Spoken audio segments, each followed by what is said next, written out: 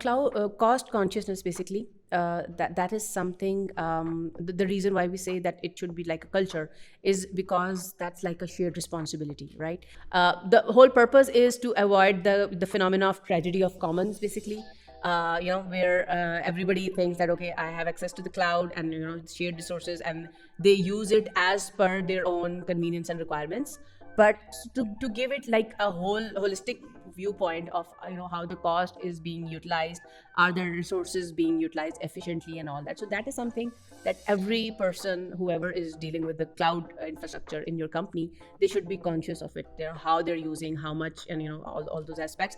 Those are the aspects that we would be actually catering to throughout this conversation. I mean, I could talk about it from the data perspective. If the cost culture isn't there, any analyst or data analyst, be it business analyst, they just want an output, right? When they just want an output, they would want their reports or their queries or their data to be received or be recovered, or for example, the reporting department, right? They would want their reports to run in the most optimal manner, and they'll probably just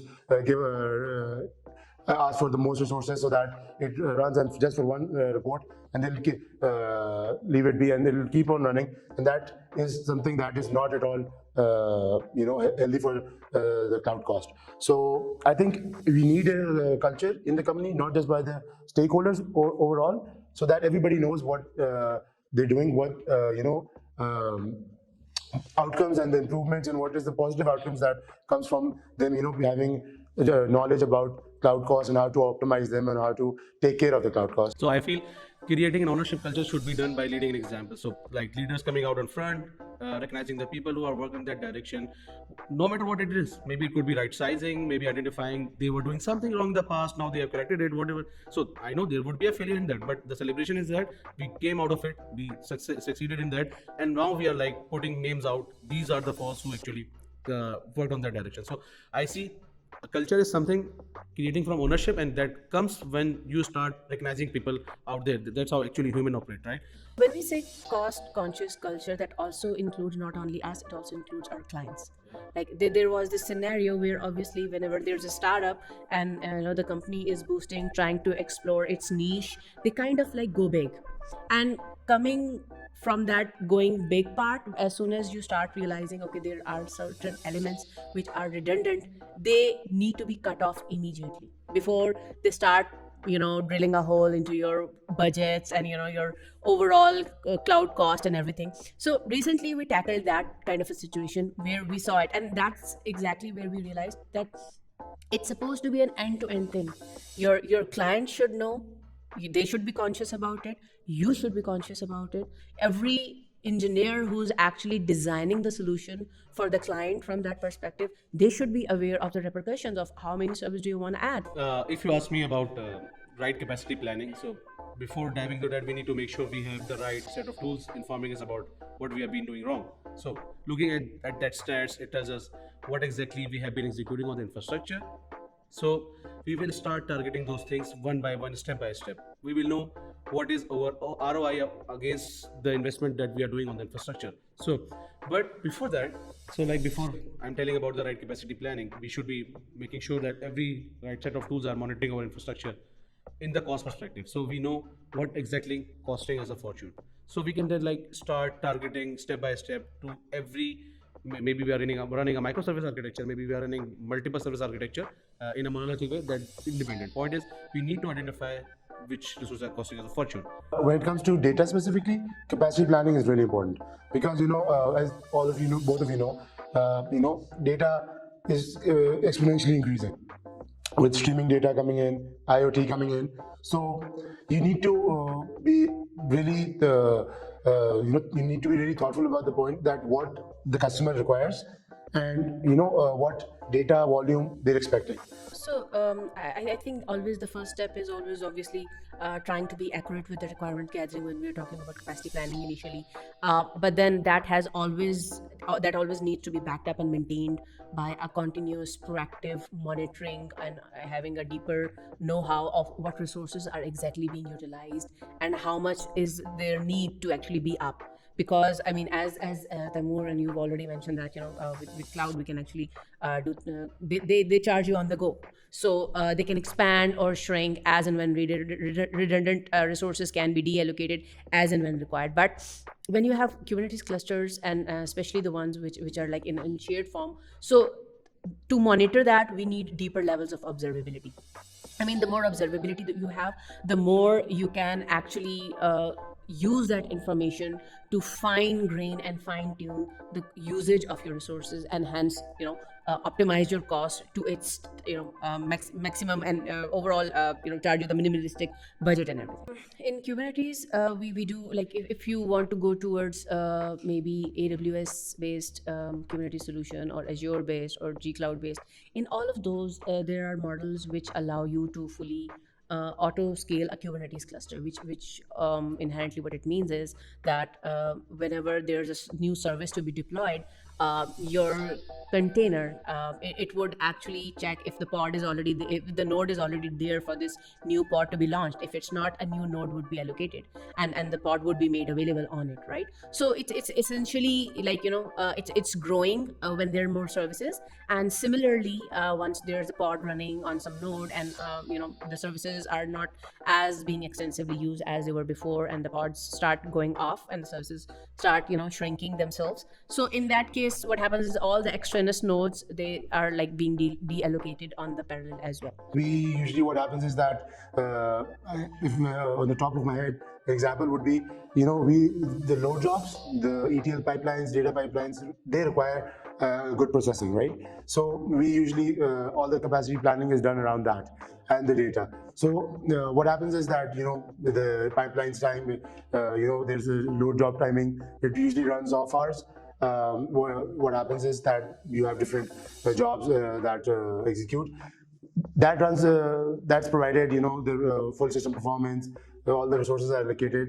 That runs absolutely great, right? But what happens is that without proper monitoring tools, like you said, and observability, and people actually feeling the ownership, they keep the same resources allocated when during the work hours when they're only data or business analysts working, and they don't require that much resources, and that is a very big cost leak for us.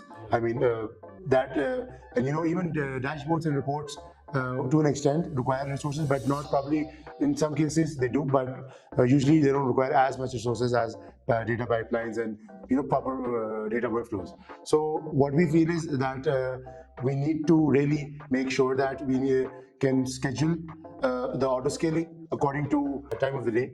When the load jobs are executing, you need to upscale, you need to give all the full resources to the data pipelines. But at the same time, when it's not the time of the day when load jobs are executing, we need to downscale so that we can save cost a lot by because data analysts, business analysts, they need to do an analysis, but they don't require as much resources. We need to keep a very close eye on how the data sets grow, what state the databases are in, whether they're running anything or they're in an idle state and just they're running and increasing the cost. Because like Sidra, you mentioned, database costs are on the higher side for cloud.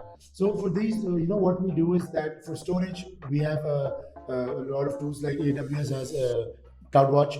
That lets us know the exact storage that levels we're on. And for managed databases like Amazon RDS and Google Cloud SQL, we have Google Cloud. We have a Google Cloud Monitor, which monitors the databases on a regular instance and generates alerts when nothing is executing and it's in an idle state, so that we can automate that. So that is when we can downscale, or we can turn off the database for till when it is required.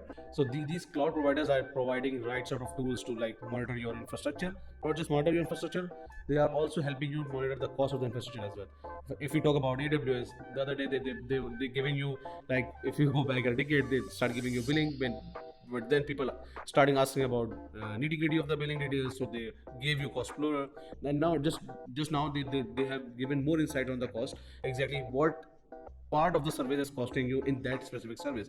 So if you ask me, there is like multiple factors. Maybe I am being charged because of data transfer, maybe I'm being charged because I'm using high compute resources. So there are always alternatives out there available. If you talk about data transfer, we need to like smartly plan our infrastructure. I have seen multiple customers having their infrastructure on the public cloud, and in fact not just public cloud, even the inter-service communication are being happening from the internet, like from the public cloud. So when we talk communicating through the public cloud, the data transfer cost is different. But when we talk about talking within services within the private network, like within the AWS network, the cost is different. So we need to like smartly plan our infrastructure. That's how we can like limit our data transfer costs. So this is one of the examples from my experience. As I mentioned earlier as well, that there's some of it observability and tracking that's provided with the native cloud dashboards that are there. But then the additional one that we do, and luckily we see a lot of work being happening in this area. There's Pixie, there's Robusta, and there are many more tools which are actually doing the in-depth observability and returning you all those detailed logs of your Kubernetes cluster, which helps you kind of like granularly have more control over your cluster and how it's being shared. I mean, maybe you might have a multi-tenant environment, maybe you have like shared among your business units or something like that. So in either the cases, they provide you a way more granular outlook on what's happening. And another thing, interestingly, there other tools have come up as well, which is like KubeCost and OpenCost and Harness, and what they do is exactly they if it's a cloud deployment, they would like get ingrained. You use the APIs, cloud cost APIs to monitor the cost part, and they would be more delving deeper into every details of the pods running, each individual pod on which node it's running, all its usage and everything, and translating that and giving it to you in form of the cost, budget, and overall cost that's happening at your end. Let's start from the beginning, like we started. Proper requirements being gathered, proper capacity planning being done, proper monitoring tools being assigned from the start of the project, cloud, and even before the requirement gathering, cloud conscious culture being implemented, right? So everybody knows why we're doing what we're doing, right? And then if you deep dive into say data, you need to have proper capacity planning, sizing regarding the data. You have to have the proper auto scaling. You have to have the proper resources allocated for the data pipelines and stuff. You need to have good development optimization skills to make sure that each data pipeline is as optimized as it is, because like you would have seen as well, bad development can also lead to growing costs at some point.